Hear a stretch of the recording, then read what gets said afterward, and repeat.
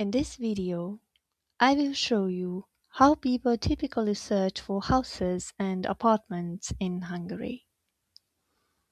The first step is choosing whether you are looking for a property for sale or for rent.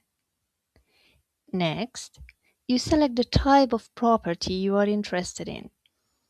The most common options are apartments, houses, building plots, holiday homes, and commercial properties. After that, you choose the location. You can search in Budapest by district, select the Buda-Ópest side of the city, or look in Pest County and other counties across Hungary.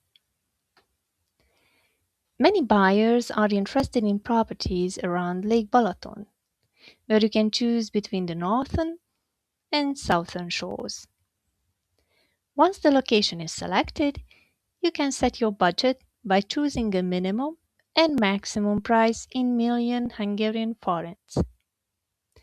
You can also specify the minimum floor area in square meters and the number of rooms you need.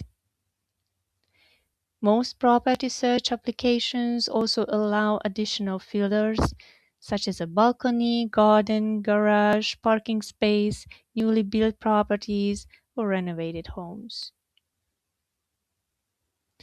Using these filters helps narrow down the results and makes finding the right property much faster and easier.